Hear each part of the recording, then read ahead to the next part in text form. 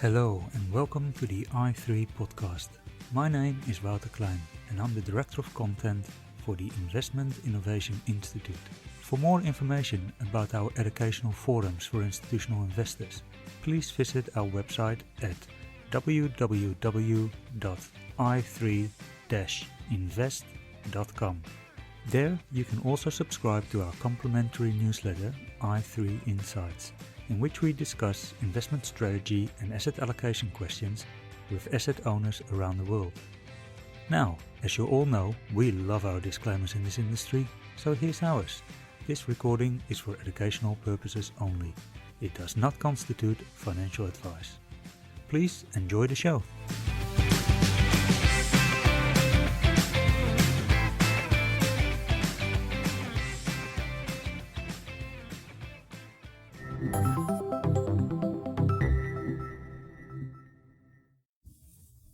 Welcome to the i3 Insights podcast.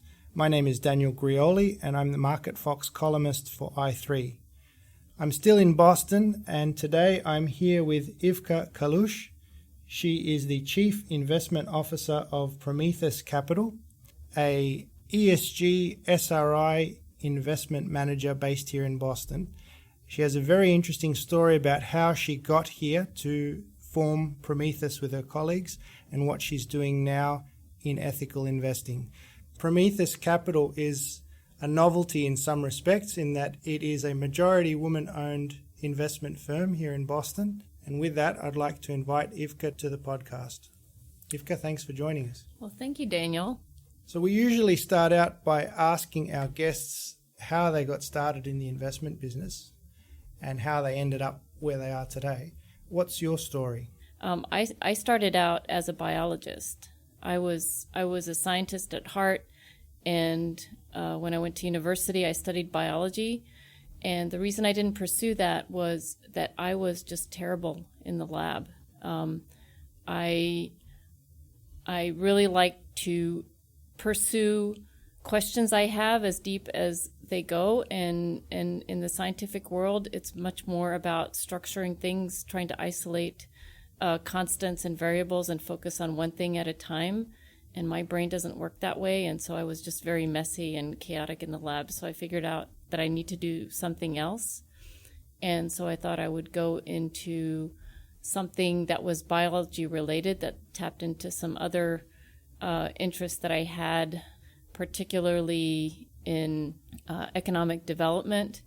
And so I thought I would work for something like the UNEP or the UNDP in the emerging world on issues of deforestation. And, you know, already then climate change was coming up in terms of how various parts of the world were going to be impacted by global warming. So I wanted to work on these issues. And so I went back to graduate school at the Fletcher School for that. And it turned out that as I was graduating or finishing up my graduate studies, which were focused on environmental economics, the Iron Curtain fell. And so I found myself on a plane to Prague because I was hired by a consulting firm to help open up an office in what was still Czechoslovakia at the time, working on privatization of basically state-owned companies and reorienting them towards a market economy. And so I just fell into a job where I had all this competence as a biologist and as a theoretical thinker, into a job where I had to figure out how companies made money, how to value them, because a lot of this involved selling the assets or at least coming up with a valuation for them to distribute as securities. And so it was a boot camp in learning how to analyze and come up with value for assets that were also changing very dramatically because of the market situation. So I did that for a few years and also worked for the same consultant, which was Arthur D. Little, in their metals and mining practice, working for companies all over the world, but same kind of job is going through their business lines, figuring out where they had issues, valuing them. So I got a very intimate look inside of companies, how companies operate.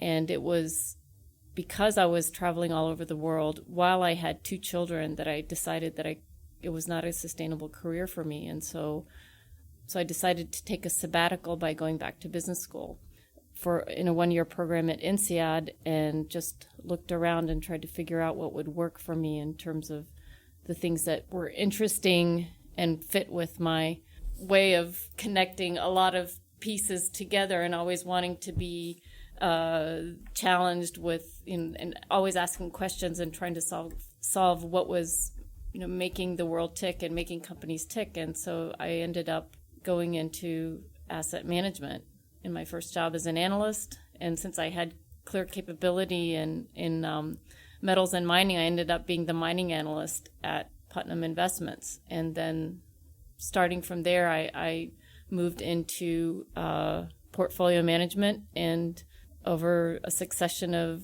jobs and over 21 years, I ended up at Promethos, which is a new company. We are majority women-owned, and one of the things I've observed managing money over the last 2 decades is that the number of women in the business has shrunk, as has the diversity of thought. And I think this is a problem. And doing that from the inside is hard. Managing change from the inside is hard. And so Promethos is a response, is to do things differently and to re-embrace diversity, not only of background, but of thought, and to get away from a lot of groupthink that I've observed in the business, and how that is detrimental to returns in portfolios. That all sounds very interesting, and we'll chat a little bit more about Promethos a little later in the podcast. But before we do, I just want to circle back to something you said about your background in biology, because I'm guessing that's fairly unusual in the investment management business. Most people are from a finance or an accounting or a quantitative background. Did you, to some extent, feel like a little bit of an outsider? You spoke a different language, perhaps, or? By the time I arrived in asset management, I didn't feel like an outsider, because I had this serendipitous trek to that point in time. But I think that the biology, like investing, is about a lot of data, and it's about a lot of information and making sense of it. So, and also having to understand things from very close up. And so that part is very applicable. And so I feel like in finance, a lot of people go through programs where they actually haven't done a lot of statistical analysis, and they don't know how to separate noise from information, and they confuse correlation with causation. And I feel like my scientific studies really drilled that into my head to understand how to look at a lot of data and how to figure out when it's really important and when it's just noise. And also, again, not to confuse just because things look alike to assume any sort of causality there. And I think that served me well. You've had this career in asset management. You now decide to launch Promethos. What was the catalyst to going out and trying to start to do it on your own?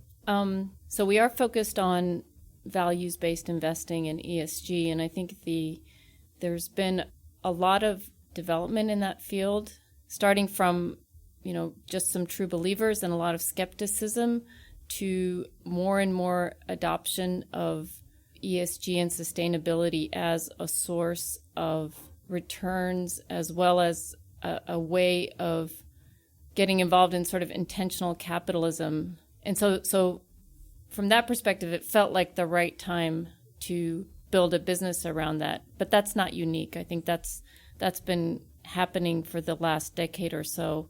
It was more about finding the right partners who were like-minded and come with a diverse set of experience, and who are all in on growing this business and also embracing diversity of our team, feeling like to have a women-led team of investors is important. The market needs that because there's fewer than 10% of managers who are women, and if you look at active managers, it's less than 5%.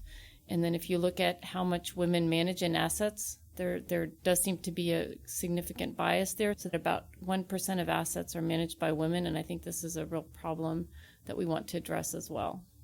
So in terms of starting the firm, what do you think have been some of the biggest challenges and some of the biggest wins that you've had since you've started Promethos? So we're only 2 weeks old. So not a lot of wins, except that we've already had 3 pitches in 2 weeks. So there's definitely interest in what we're doing. I think a lot of consultants and large plans have emerging manager programs. So they do look for women-led asset managers, and so that helps. But I think that the message really resonates, this combination of who we are, the fact that we're all ESG, but also because I have a very strong investment track record that I'm not allowed to take with me officially, but it's been published. And last year I was selected as the number 3 woman asset manager in the U.S. and number 19 in the world. So that also piques interest. And so it was the right place, right time, right partners, to summarize. Very good. Well, hopefully you continue to get those pitches as the weeks roll on. In terms of that stat that you raised earlier about the level of female participation in asset management, it's no secret that it's low, but to be honest, I was surprised that it's that low. What do you think can be done to change it? Short of starting your own firm, which not everybody's in a position to do, what are some things that might change it? So I think that there's a lot of institutional inertia, because if you look at the gatekeepers in between, so let's start the other way around. Women will own the majority of assets within several decades, partly because of just transfer of assets, and women live longer, and that's the biggest area. So the asset owners are certainly already close to parity. I'm not sure, I don't have the statistics. I think it might be around 40% and moving to 50% and over. I must admit, I'm somewhat unclear on how that works, because I can understand that women live longer, but throughout history, the ratio of men to women has kind of stayed fairly stable, hasn't it? So how is it that all of the wealth is going to concentrate? No, it's not concentrated, but over 50%. So women are 51% of the population. Sure, but that's fairly and then stable, where the wealth, that's right, and where the wealth is, which is in countries like the U.S. and Europe and in Asia, developed Asia, and emerging Asia, then you have that transfer going on where the wealth has really developed. The transfer to the next generation in most countries is disproportionately to women. I'm not saying 80%, but over 50%. So we have the asset owners, then we have this whole generation of millennials who are also starting to inherit wealth and generate a lot of wealth, and their values are very different. So they want to see a diversity, they want to see intentionality in their assets, and they want to see diversity in who is managing the money. And yet we have gatekeepers who sort of represent the asset management industry, say 30 or 40 years ago. So I don't know what the statistics are in Australia, but in the U.S., about 13% of RIAs, registered investment advisors, are women. So you have this group of asset owners who's getting close to 50%, but yet their advisors are mostly men. The consultants, I don't know what the statistics are there, but they also see this as the norm. And so I'm not sure what is there. There's some kind of institutional bias, so that the way I talk and a lot of my, not that there's a lot of them, but women peers, we don't look and we don't talk like the guys who are pitching the business. And but one of the best ways to confront that bias is to address it right up front and say, I'm not gonna sound or look like the person that you used to pitching to. But in any case, there is an institutional barrier. I think we've been calling it the moat, that you can't get across the moat without a bridge. Too many alligators. And the fact that somehow we got into this situation where also the marketers were perhaps not pushing the funds run by women as much, or maybe the feedback wasn't coming in so that therefore companies weren't promoting women into those roles because they were managing fewer assets. So we have this kind of chicken and egg problem. It's interesting to hear you speak about millennials. Obviously, there's a lot of talk about how different they are and how values focused they are. Is that a difference that will last, or is that just part of being young and as they age, their priorities shift? That's a good question. But I think they've grown up in a world where a lot of things are changing pretty quickly, especially climate. We have real evidence of climate change. And so I think that they feel like the gradual approach is not acceptable. So they want change fast. And so whether that will change over time, we don't know. But they are the biggest generation, and this seems to be their focus right now, is getting things repaired really fast before it's too late. They're also incredibly socially conscious. They're much more liberal in their thinking than their parents were, and that probably translates into the S&G as well in terms of pushing for more of those strategies and more intentionality of their money. I know it's an unfair question, but if you had to sort of stereotype a millennial, how would you do it? Yeah, so they are, that's a good point. They are used to getting information very fast, and they're used to having a lot of data. So it is about speed, and maybe that's where some of the impatience comes from. But my experience with the millennials is that they're very serious. And maybe because their experience with the world has been shaped by the Great Recession and then by climate change.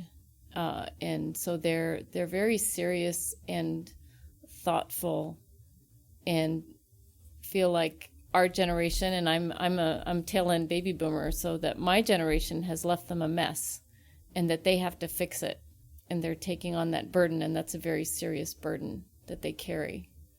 That's my experience with them. So you're a tail end baby boomer. I've been described. A friend of mine told me this term, I'd never heard of it before, called a zennial. Apparently, it's in between a Gen X and a millennial, and the definition is you have to be born between the Star Wars A New Hope and Star Wars Return of the Jedi to be a zennial. So I'm right in the middle of that. So. Yes. Well, the other thing I've heard is that millennial is not just an age, it's a mindset.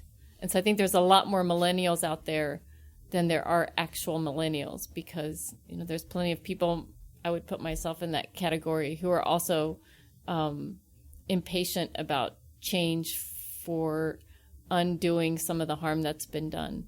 Now, we were chatting before we started recording, and you mentioned that Promethos is built on a fairly strong set of values. Can you tell us what they are and how that helps you in the job of investing and creating a portfolio?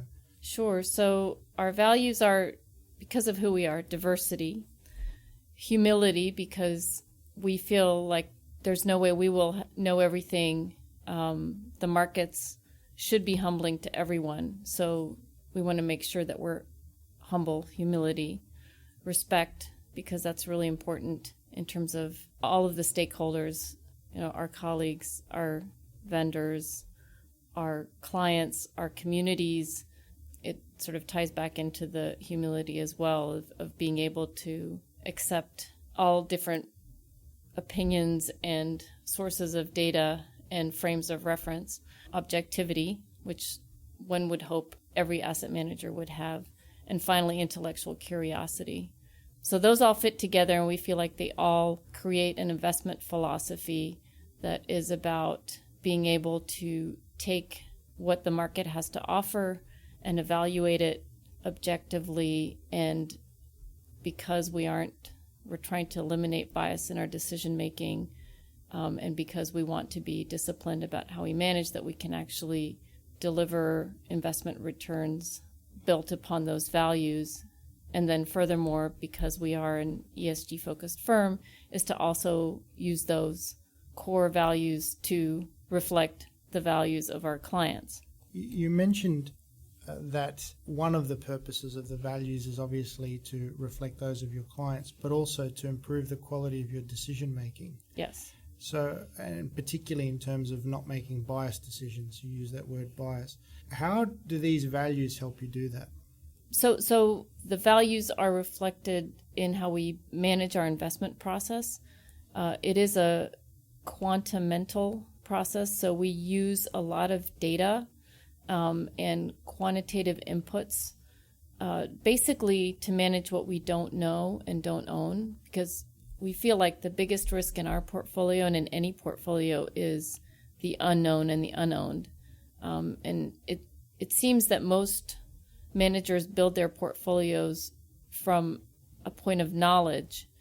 And Michael Porter always said, buy what you know. And we feel like you can't develop conviction unless you have a grasp of what you don't own and don't know, and you can manage that risk. And so we use the quantitative inputs and screens to observe and evaluate a constantly changing investment universe. We also rely on building out a multidimensional risk matrix to figure out where we want to be invested. And the risk matrix is meant to represent the market opportunity, but with some intentionality in there we want to mitigate risks that we don't want to take, and we want to focus on risks that we do want to take, and those would be in terms of achieving alpha by finding arbitrage opportunities that our quantitative tools will find for us, as well as narrowing down the investment opportunity set to securities that also, again, reflect the values that we think our clients want us to reflect in the investment. So with that quantitative process, data is always an issue with quantitative research. Are you looking for the ethical and the social considerations at that quantitative stage, or is that more about the traditional screening that fund managers do, and then later you look deeper at the values-based issues? It's both, and there is much more quantitative data out there that has no ESG information in it. So the vast majority of the quantitative data is based on company fundamentals, and some part of it is also based on market sentiment fundamentals, sort of technical data. But there are also ESG factors that we build into our screens because they are material. We'll talk about materiality here, but there's some ESG factors that most of the quantitative data providers have found to have some information in them, and so we add them to the screens. Okay, can you give us some examples? So one is disclosure. ESG disclosure has a reasonably high predictive, sort of alpha predictive component to it. We can think about why that would be, but companies that are willing to disclose means that they can be called on whatever that they're disclosing, and so shining light on anything is a good disinfectant, but it also does seem to change behavior, and so perhaps that's why that one works. Another one is actually percent women on boards and percent women in management. Diverse companies, and women being a proxy for diversity because it's the easiest one to count, seem to perform better. And that would be a sociological discussion as to why, but it intuitively makes sense. If you have a diversity of opinion and decision making, it also leads to adaptability. If you think about, this is my biology training speaking, but there's so much redundancy built into your genetic makeup. And the reason for that, not that there's intentionality into evolution, but because you have this redundancy, then you're able to adapt when things change.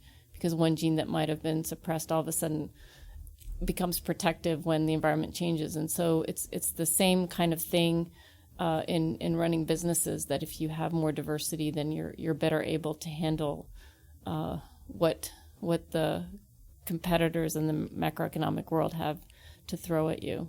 So those two are a part of our screens. You reminded me of a story talking just then about the importance of diversity and in a biological context of where the term banana republic comes from. And apparently what happened was the United Fruit Company, with the assistance of the CIA, actually took over the banana plantations in a lot of South American and Central American countries. And in order to maximize profits, they only grew one type of banana. And then a bad disease came and wiped out the entire crop, bankrupted the countries, and hence the name Banana Republic. So That's right. A bad example of Yeah, a lack of diversity. Sure, but it creating risk. is an ESG issue. As monocrop agriculture is very vulnerable, because if you have one disease that decimates that particular breed, and bananas are a perfect example, where most of the bananas you buy in the grocery store are only of one genetic type, and they're under threat because of disease. And you've had that happen in cocoa, and you've had that happen in coffee. So this is just an example, and now I'm getting nerdy about it, but there are issues with scaling up, because scaling up is great when you limit diversity, but then the negative externalities are pretty dramatic. Yeah, so it's interesting to think of these things. You know, we were just talking about it in a biological context, but how the same rules might apply in a social context as well. Yeah. That's right. And there's been a lot of work done on women in management and on boards. And there's critical mass theory, because a lot of this study, again, it's more sociological, trying to figure out where the added benefit is, and also when it happens, because if you just have one woman on a board, it doesn't seem to influence performance or behavior. But when you have 3 or 30%, depending on how many people, it seems to influence behavior, because it's a big enough mass that you no longer have a majority, or 30% minority is no longer a real minority. And so it all of a sudden, that contribution becomes normalized, so that no one thinks, everyone starts listening. And women seem to ask questions differently. They want more data before they take decisions. They seem to connect things better, sort of manage what the externalities are. And this is very general, not to say that everyone is like that, but those seem to be where the value add come from. And one can imagine that would apply to all sorts of diversity. So it's something that makes its way into our portfolios, because it is a clear source, again, in big numbers.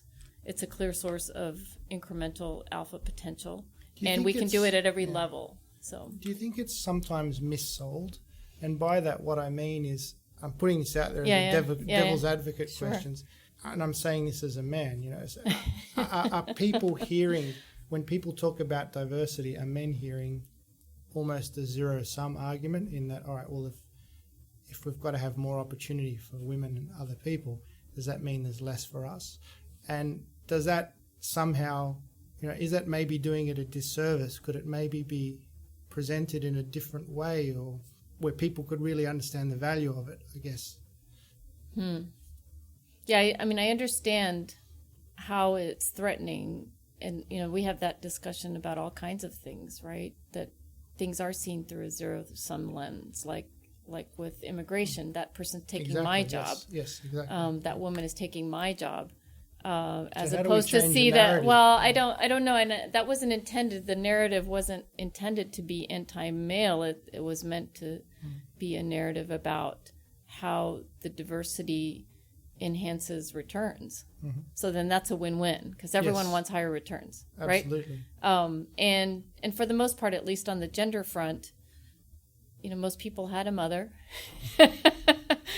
and many people have sisters and daughters, and if they aren't themselves, in their own case, they would probably advocate for those people. And so I feel like we've gone beyond that in our culture, I hope, to see it as a zero-sum game. Well, there have been some statements I'm just thinking of in the Australian media, where some people have said, you know, we have to get representation up, and that means you have to move out, kind of thing. Right. And when I read that, I just think, well, you're not really explaining the benefits that this is going to bring. And perhaps if you explained the benefits of how it improves decision making and how that has flow-on effects, people would be more receptive. Right. Right. And, but I also understand this idea that someone's going to replace me with a woman because they have to hit their quota. And that is an issue when you have, for example, in a lot of, in Europe mostly, but I think Australia too, isn't there a minimum women on boards for public companies? There's not a minimum, but per se, but the proxy voters, the proxy advisors all have guidelines. Right. And a company would know that they're going to keep getting the question. Same thing with fund managers. Some Right. of the asset consultants now, if you're a large fund manager and you don't have a certain number of women, you won't get a high recommendation from them. And a similar Right. situation with some of the pension funds. They won't invest in managers that don't have diversity in their team. So there is Right. a growing consciousness. Right. And I guess you're right. Sometimes that creates a fear of some people that maybe there has to be a box checking that. Yes. Yeah. Yes. And, so maybe you have to turn on its head and say, well, why wouldn't you have the diversity? Like, how is it proper that 95% of managers are men? Like, how is that right when, 60% of college grads are women, and now half of business school graduates are women. Women are moving. This field is so much worse. We talked before we started recording about mining, where there aren't, but there's a lot more women in mining than there are in asset management. So how is that right? You're right. It doesn't add up. It doesn't make sense. And again, correlation is not causation, but perhaps part of the problem with declining returns from our business could be coming from groupthink and lack of diversity. So the whole point of this discussion really is that to make better investment decisions, you need diversity. Right. And one of the things that I learned a long time ago, I was lucky enough to meet Michael Malbison, and he's written some great work on investment decision making. And the point he made during our conversation was that to get that sort of wisdom of crowds effect, which diversity is trying to replicate, that it's actually something that's very fragile, and it needs a certain set of conditions for it to work. Otherwise, it quickly descends into groupthink. Yes. And he listed 3 variables. You need people that are different, so the diversity. They need to have an incentive or some kind of skin in the game where their input matters. Right. Agency. And then they need an aggregation mechanism that allows all the views to be put together, where one view doesn't dominate over another. Right. And so I guess what my question is it's great that we focus on diversity because we need to, but that's only one of the 3. Right. So what can we do on the other 2? I don't know. It's a great answer. I don't know. And sometimes these things just, there's always path dependency there, right? And maybe, and it depends on how you get to that diversity too. If it comes organically, that's the best way. But if you have a lot of inertia and institutional resistance to that, then how do you get there except for making, do what's going on, which is say, we're not going to accept these offerings on our platform unless there's diversity. Or in Europe, where they say you have to have at least 30% or 40% women on the board to get there, and that can breed resentment, but maybe the others follow along as the benefits of that diversity come through, so that it just becomes normal. Like when I was a kid, you said doctor, and everyone assumed an old guy in a white coat, right? Now that's, at least here, 50-50. I always pick a woman doctor when I can. I feel much more comfortable with her. You probably feel more comfortable with me. I don't know, but so there's some things I prefer the woman, to be honest. That's right. So I think that these things change, and then all of a sudden you no longer understand why it could have been like that to begin with. But it takes that transition, which can be painful. And I think boards have that issue too.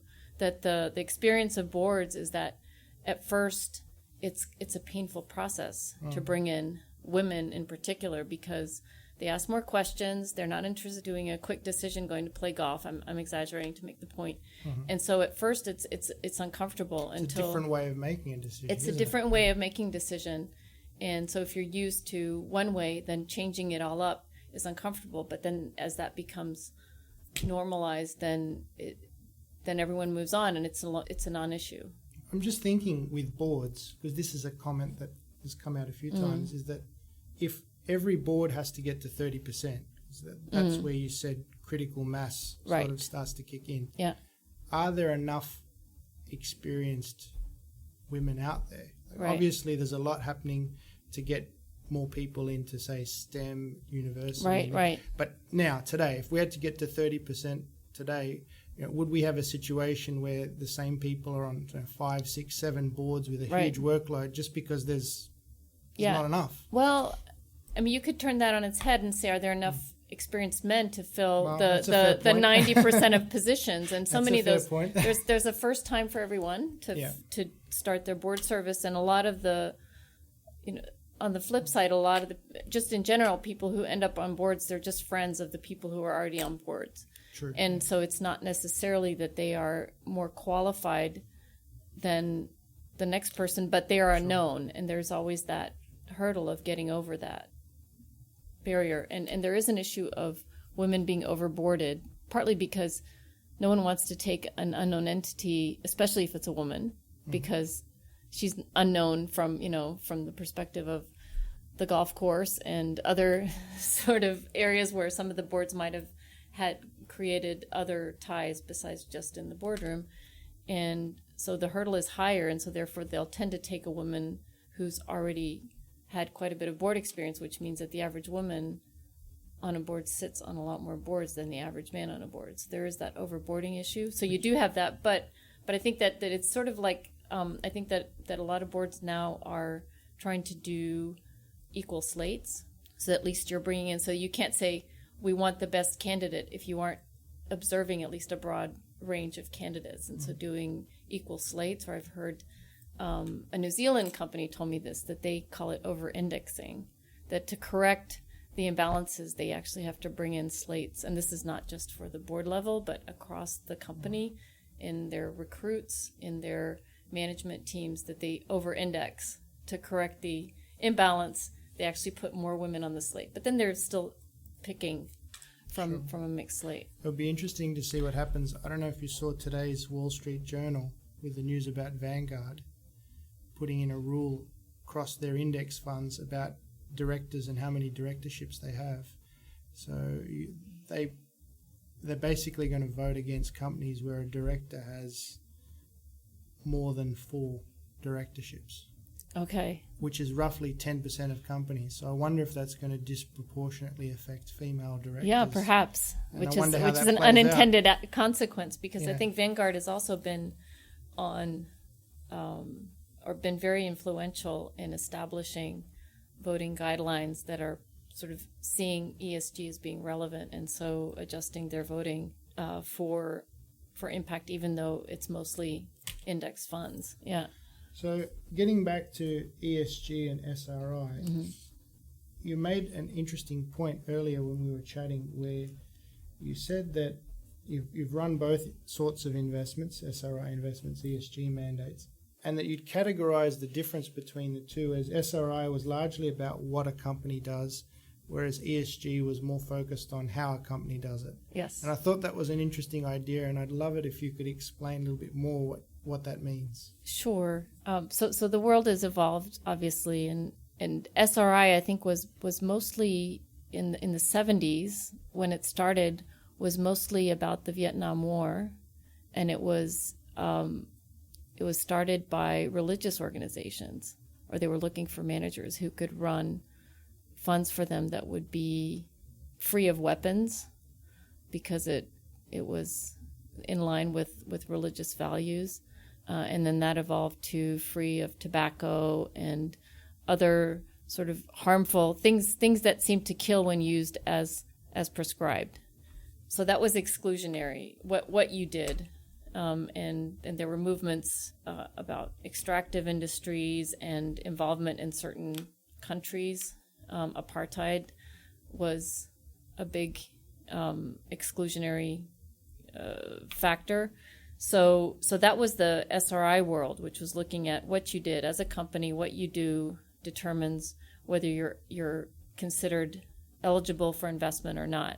I think the problem with that was that everyone's values are different. What I think is important or I don't want, we could probably, most people do agree that tobacco and firearms are harmful, but there's other areas where we wouldn't agree. And so your values and my values are all different. So to try to come up with a broader way of looking at least do no harm to society and maybe have a positive impact is looking at how companies behave along the lines of environment, social, and governance factors. And governance was the early one, and I think most investors wouldn't even consider governance to be a part of necessarily ESG or sustainability investing, only because everyone has accepted that as being a way to measure companies that's not necessarily financially measurable in the near term, but has financial impact. And so trying to put the other areas, environmental and social factors, and how companies measure up into that framework of the G of the governance, and evaluating companies relative to their peers and how they behave, what their impact is on the environment, how they impact their communities and how they treat their workforce, all of those things, trying to rate them relative to their peers in terms of coming up with a way of quantifying that behavior and turning it into better or worse investment performance. And so we've gotten to the point of looking at materiality, and by definition, materiality means that it matters. So evaluating companies not based on what business they're in, but how they perform along material, environmental, social, and governance metrics has gotten us away from being judgmental about what business you're in and then just evaluating companies like we would evaluate their financials. We just evaluate their business practices from a lens of environmental, social, and governance factors. So it sounds like the job is becoming more nuanced. And how does that work with people that have very strong values? I'll give you an example of something that I was chatting about on another podcast, where I was talking to a portfolio manager running a climate strategy who owns a lot of copper mining stocks. And a question that he was saying he often gets is, well, we're supposed to be protecting the environment here and the climate, and you own all these miners. And his answer was, well, all of those electrical vehicles that you want to keep the air clean, they need cobalt, they need lithium, they need nickel, they need copper, and it's got to come from somewhere. So how do you communicate to the clients, the people with the strong values and the strong beliefs, that this is actually quite nuanced? I agree that it's nuanced, and it's hard to be more Catholic than the Pope in this situation, because you don't want any hydrocarbons in your portfolio, and yet you rely on them to get around so far. So I think it's fine to build portfolios that are still sort of in the SRI mindset of what your values are and what you don't want to invest in. And part of that could be, and we were talking about millennials, this idea of intentionality, that it's not that I'm not going to get in my car and drive, even though I might be carpooling. It's more about raising the cost of capital for those companies in a way that actually values their externalities properly. We've had a really hard time capturing the value of carbon into how we value businesses. Businesses that generate a lot of carbon should have a higher cost of capital, and yet they don't, because we haven't figured out from a global perspective how to value that. So maybe having enough investors that refuse to invest in hydrocarbon or extractive industries, even in your copper company, just raises the cost of capital for them and makes their cost of doing business higher, which will hopefully make them better actors. So that there's a positive feedback loop there. But so that's just to say that values are values. So what's important to you may be different from what's important to me, and I think it's possible to build portfolios around those values. You had mentioned Sharia funds, where if they exclude 30% of the benchmark, are quite difficult to build and manage that risk. But if the client is aware of that risk, then that's okay. I think most other areas, if you're only excluding, say, 10% of the investable universe, it's pretty easy to still build a portfolio around that particular value and cover that risk in a different way. For example, if you don't want any energy companies, at least hydrocarbon-based energy companies, you can mimic, and this is where we start talking about correlation, that you have correlated assets, say green energy. It's still correlated to the energy sector because that's what it's replacing. It's higher risk, so you have to manage the risk differently, but you can cover that risk bucket. So as a portfolio manager, I don't want to judge you based on your values. I'm very happy to build a portfolio around that. Now that's different from, I think your question addresses the nuance of doing how companies operate. And therefore we're no longer making the values judgment based on what they do, but how they operate. And then we start looking for material factors or factors that everyone can start to agree on that are relevant. So those are published through a lot of, both from what companies are putting out through their corporate sustainability reports, as well as, thousands of data gatherers, so that you can get the data and then start analyzing and making sense of it and building out ways of analyzing companies for how they operate and building that into the screening tools that you use, which is what we do. I think that's a very important point that you make, that ESG means different things for different people, and it ultimately comes back to their values. And there's many things that I see as being somewhat contradictory. For example, most people screen tobacco. I haven't heard anybody screen cannabis stocks. Most people will screen tobacco, but they won't screen gambling in Australia. For example, you have ex-tobacco. Right. And Australia has one of the highest per capita gambling rates in the world, and we all know the social problems that causes. Right. They will screen cluster munitions, but they're happy with other forms of arms, generally in Australia, which never made sense to me, because I don't think somebody being killed really cares how they were killed. So there's all these sorts of interesting grey areas that come up in terms of, whose values. Right. How have you seen with some of the clients that you've worked with, how have they gone through that value setting process, and how have they figured out what their value should be? That is the right question. I mean, so we've managed money for religious organizations, and so they have, it's usually exclusionary. They'll say, we don't want to invest in these particular types of companies. For example, Catholic foundations oftentimes don't want to invest in any company that makes any products that might terminate a pregnancy, and this includes birth control. So that, once you get to the healthcare sector, it excludes an awful lot of securities. And same goes for the Catholic charities. A lot of them don't want to invest in any kind of weapons. So that's one end of it. But otherwise, I think that it's still, we haven't settled on a language yet as to what all this means.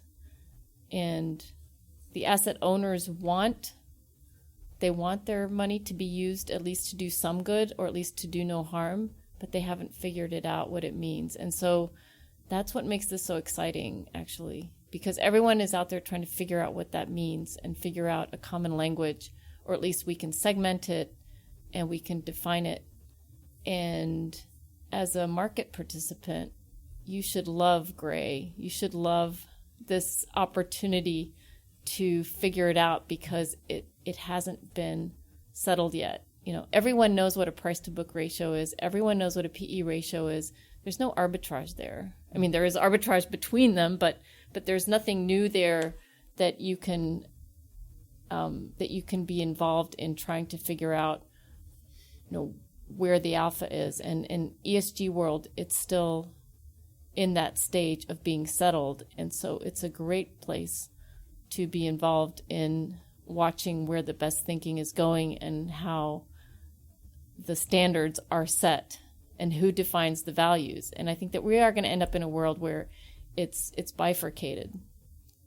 And not only in two sides, not only in just what companies do, how they do it, but also is it material? Is it do no harm? Or are we looking at fiduciary responsibilities not only at the company and portfolio level, but at the societal level? So I think that we're going to see that emerge over the next 10 years. And it's pretty exciting to be surfing that wave.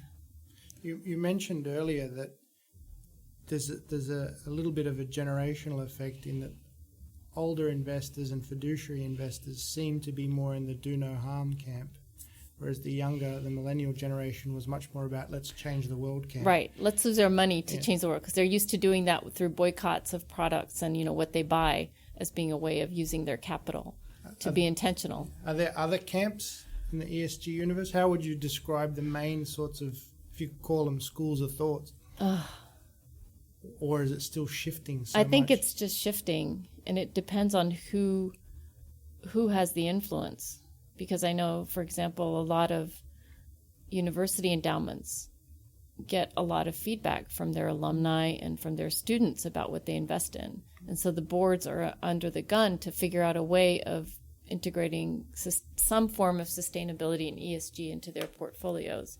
But then their managers are going back to the boards and saying, well, define it for us, because you say you want more, but we don't know what you mean, so define it for us. And then this is exactly the conversation that's taking place, is what does it mean? What do you want? Okay, students who are boycotting outside of our offices, what do you want? You want us to just divest of all of our energy? Okay, but what else, right? Because pretty soon we're going to be limited in terms of what we can invest in. So help us define it. Help us figure this out. And that becomes a much more nuanced conversation. It's absolutely a nuanced conversation. And that also leads on to something interesting that you were saying earlier about the negative and the positive dimensions of all of this. And in many ways, the negative side is the easier side, because particularly where people have strong values or they're highly emotional issues, it's fairly easy to just say cut. Right. The positive side is less clear cut, yes, and needs a bit more thought. And you made some interesting points earlier about how you do that, because you were saying that running fairly concentrated portfolios gives you the freedom not to own everything. That's right. And that allows you to do more on the positive side. So I'd be interested to hear you talk about that. Yes. So when you're looking at a potential universe of 7,000 securities, which is what we look at because we invest globally, and so the investable securities that are just liquid enough for us to get in is about 7,000. And we're building portfolios where we're trying to cover the market risks in a reasonably concentrated way, so sort of a 50 to 60 stock portfolio. Then just by sheer numbers, at least when we narrow that down by the risk exposures that we want to have, we can have an equally compelling investment for each of those positions, sort of maybe 5 to 20 times over. So within that sort of 5 to 20 stocks that we could buy for every risk exposure that we'd like to take, then we can be much more thoughtful about what those companies actually do. If they all look very similar in terms of their financial metrics, their growth rates, their exposure to certain competitive themes, regional themes, then we can really think about what they're doing. And within that, we should be able, not every time, but within a portfolio to broadly build it out of companies that have the values that are associated with what that investment strategy is, and that not only may be a do no harm, but may actually have impactful business models. And I think that is sort of the goal, is that both by voting and making it clear to companies that they need to report on these sorts of statistics and asking them about why they don't have diversity, that all that actually does go back to change company behavior. So it may not impact the products they manufacture, but it will impact how they behave. And that already is sort of reflecting that need by a lot of clients for having their money do good or make change in the world that's positive. Can you perhaps give us an example of a sector where you were able to look at the stocks that were available and and find a stock that fit the risk you were trying to match but had positive ESG characteristics? Sure. Well, one of the broadest sectors in the global space, and actually in the U.S. as well, is industrials, because there's so many different kinds of industrial companies. They're exposed to different parts of the economic cycle. It almost seems like a sector where everything that is difficult to classify gets lumped in. And so you really have a very broad range of industries, many of which, because they're capital intensive, generate a lot of free cash flow, in parts of their cycles, and eat up a lot of cash flow during other parts of their cycle. So it's a sector. It is a stock picking sector if you can do it right. But there are companies there who are managing their capital very well, who are growing because of the need for clean power. And the one example that I'm thinking of that most people know is Vestas, which is a wind turbine producer that fit into a very strong growth phenomenon, which has to do with the requirement for renewable energy in parts of the world. I'm sure Australia is heading that way too, of getting rid of, first of all, coal, in some places nuclear, and what do you replace it with? Natural gas is a cleaner technology with less carbon, but it still produces carbon.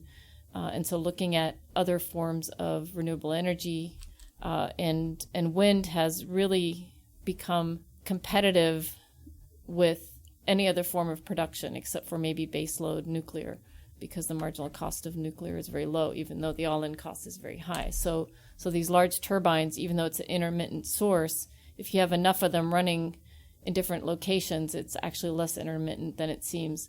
And so Vestas plays into that perfectly. And it's an industrial company. It's very capital intensive.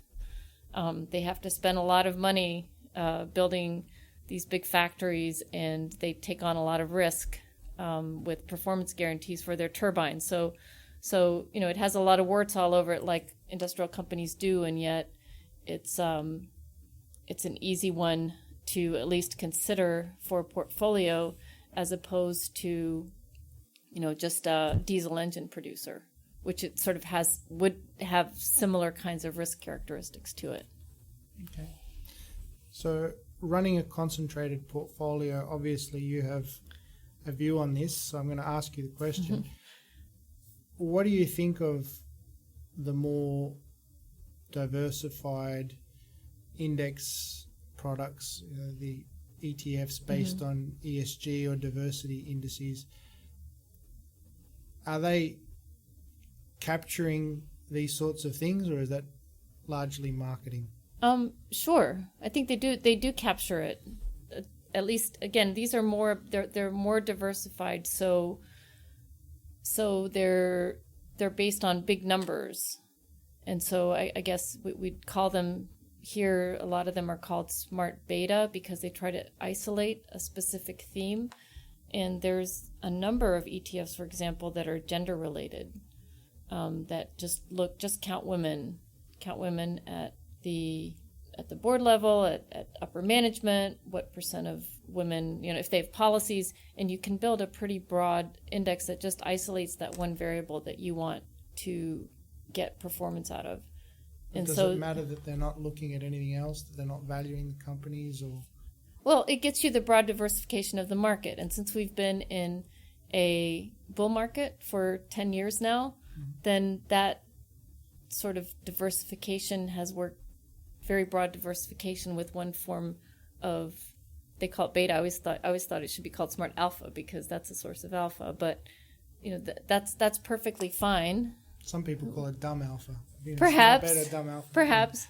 So if you can isolate that one variable you want, I think it works. What you're missing there is that they're static. So things are always happening in the market, and it's a relative world. So things are changing, and they don't necessarily pick that up except when they do index. They reconstruct the index, or they what do they call it? Rebalance. Thank you. And then they have to do the analysis again to see who's included, who's not in the index. But still, they get you exposure to that specific theme. Or you can look at low carbon ETFs. So I think they're a great starting point in turning us in heading in that direction. And I think that they've paved the way or helped out active managers in the sense that they've created the value proposition. And so everyone who doesn't want to take more active risk has put their money there. And then that flow of capital has effectively lowered the cost of capital for those companies and raised it for the ones that aren't in those indices. So it's great. It's less intentional, and there's less of the sort of looking for performance wherever it might be and in all kinds of markets. I think that's a good way to sum it up. So the last question is a little bit of a trick question. You've mentioned that you've been in the industry and in other industries for a long time, seen a lot of things. What are some lessons that you had to learn the hard way? Oh my gosh. I think the humility is not necessarily where I started, but I think that this business definitely teaches you that because you're wrong all the time. So I think that one of the lessons that I learned pretty quickly was that I was going to be wrong a lot, and that's okay. It's good to be wrong as long as you learn from that and also understand that that's part of the deal, that it's a big numbers game. And the reverse of that is that when you're right, it may be very well because you're lucky. So you have to try to learn as much from when you get things right as when you get things wrong. So that was something that I continue to learn every year. I always think that I have something figured out, and I may have it figured out, but then something else will come along that I definitely hadn't learned before. And so always keeping an open mind and being open to being wrong constantly is a lesson that I think you have to learn to be able to work in this industry for as long as I have. That doesn't come naturally to most people, does it? It's no, quite hard, yeah. Not really, because that doesn't necessarily sell a product. I think that if you bring humility to the table when you're making a pitch, it might sound like you're uncertain about what you're doing. Well, that's the idea behind the name Market Fox, the column that I wrote. It's Philip Tetlock's book, Expert Political Judgment, where he found that the most confident forecasters, which he called hedgehogs, were the ones that got all the TV and news appearances, and they were the ones that were wrong. Right. And the more flexible, uncertain forecasters, which he called foxes, nobody wanted to hear from them. But they actually, most of the time, did okay. Yeah. And it gets back to this desire for people to have certainty. Right. Perhaps the craziest example of that I saw, there was a university in Thailand did a study where they had some university students, so the educated people, they had them flipping coins. And everybody knows that a coin flip is the very definition of a random process. And then they asked them whether they wanted to pay for an envelope that had inside the answer as to whether or not the next flip would be heads or tails, because they'd win a prize if they guessed it right. Sure enough, a lot of them actually paid to receive tips on whether they should bet on heads or tails. And the researchers couldn't believe it, because everybody knows that a coin flip is random, and yet people will pay to remove uncertainty. Yes. Even when they know that they can't remove it. Yes. Yes. It's true, and there's a lot of that. So the market is so full of uncertainty and noise that you have to understand that piece of it, both when you're wrong and when you're right. The flip side of that is that it's okay to not know everything. So that even when you are right and when you are wrong and you figure it out, you're still not going to figure out a lot of times. And so I think being comfortable with the uncertainty is another good lesson, because otherwise you would never be able to sleep, is to be uncomfortable with that uncertainty. And that sort of then opens it up when you know that it's there and that there's no way to, like I say, to be smarter than the market. Then you can go about building yourself a framework to sort of manage keep yourself objective and also to give yourself bumpers so you don't get out of whack, so that you can sort of keep doing things at the same time. And one of my best mentors in the business, that's what he told me. He said, Ivka, you're never going to be smarter than the market, but you can be more disciplined. So I think that's where you can really get an edge as an investor, as long as you can try out that discipline and see, where it works and where it doesn't, and create the framework that you need to sort of maintain that discipline and objectivity, and not let the randomness either drag you down or take credit for it. Yeah. Well, Ivka, it's been a pleasure talking to you, and I wish you all the best with the launch of Promethos, and thank you for joining us on the podcast. Yeah, well, thank you so much, Daniel. It's been a real pleasure. Thank you for listening to the i3 podcast. For more information, please visit www.i3-invest.com. Thank you very much.